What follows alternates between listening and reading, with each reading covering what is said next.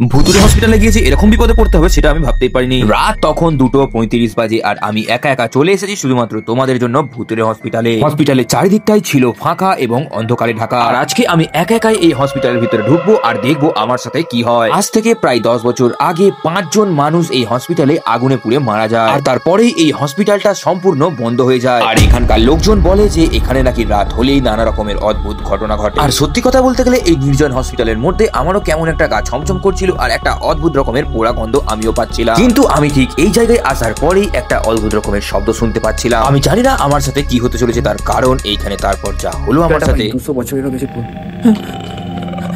কিছু একটা শব্দ পেলাম এখানে। আমি তারপর বুঝে গেলাম যে এটা সত্যি তেনাদের কাজকর্ম। তারপর আমি কিছু না ভেবে কোনো দিকে না তাকিয়ে প্রাণপণে দৌড়তে শুরু করলাম। বন্ধুরা প্লিজ ভিডিওটাকে লাইক করে চ্যানেলটাকে সাবস্ক্রাইব করে দিও আর কমেন্টে জানাও এরকম আরো ভূতের ভিডিও চাই কিনা।